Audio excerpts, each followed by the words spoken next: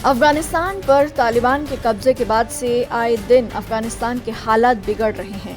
तालिबान पूरे अफगानिस्तान पर कब्जा करने के बाद अब अफगानिस्तान की सत्ता संभालने की तैयारी कर रहा है। अमेरिका और नेटो सेना अफगानिस्तान से वापस जा चुकी हैं। पूरी दुनिया की नजरें अफगानिस्तान की तरफ हैं और सबसे बड़ा सवाल ये है कि 31 अगस्त के बाद भारत और पाकिस्तान के सामने क्या चुनौतियां होंगी। आइए सबसे पहले देखते हैं पाकिस्तान के सामने क्या चुनौतियां हैं। पाकिस्तान के सामने सबसे पहली चुनौती है तालिबान को सत्ता के बंटवारे पर राजी करना। पाकिस्तान की तालिबान के आकाओं पर अच्छी पकड़ है और अब अमेरिका और पश्चिमी देशों की तरफ से पाकिस्तान पर दबाव होगा कि वो तालिबान को सत्ता में बंटवारे के लिए राजी करें। दूसरी पाकिस्तान के सामने जो चुनौती है वो है तालिबान के अलग अलग गुटों को एक करना।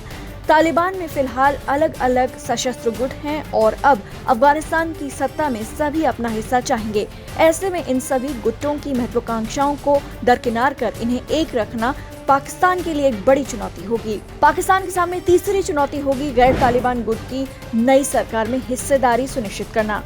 तालिबान ने इतनी तेजी से अफगानिस्तान पर कब्जा किया कि अफगानिस्तान में चुनी हुई सरकार के प्रतिनिधियों को देश छोड़कर भागना पड़ा। ऐसे में गैर तालिबानी गुट को सरकार में शामिल करना पाकिस्तान के लिए चुनौती भरा होगा। पाकिस्तान के सामने अगली चुनौती होगी पाकिस्तान में तालिबान का अतिक्रमण रोकना।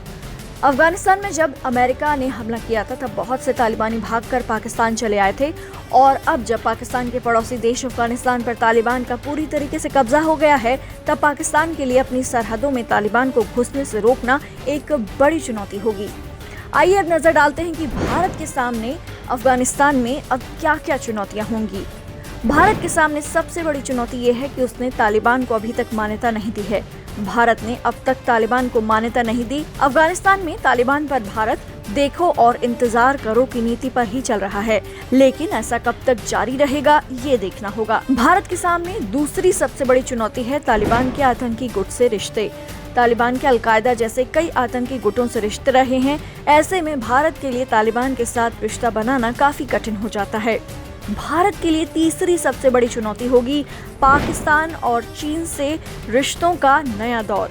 तालिबान भारत की तुलना में चीन और पाकिस्तान के ज्यादा करीब है। देखना होगा कि भारत अफगानिस्तान में अब चीन और पाकिस्तान की चालों का जवाब कैसे देता है। भारत के सामने अफगानिस्तान में चौथी सबसे बड़ी चुनौती होगी 1999 में भारत को ब्लैकमेल किया गया, कहीं वैसे ही अब दोबारा से स्थिति न आ जाए। अफगानिस्तान में भारत की पांचवी चुनौती होगी कि भारत के हजारों करोड़ों के प्रोजेक्ट्स का क्या होगा।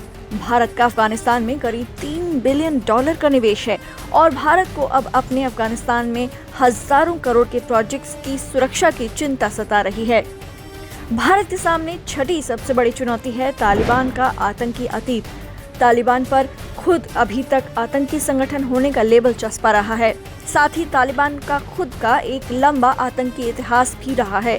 भारत जैसे लोकतांत्रिक देश के लिए इस सब को नजरअंदाज कर अफगानिस्तान में अपने प्रोजेक्ट्स जारी रखना और तालिबान के साथ सामान्य रिश्ते बरकरार रखना एक बड़ी चुनौती होगा।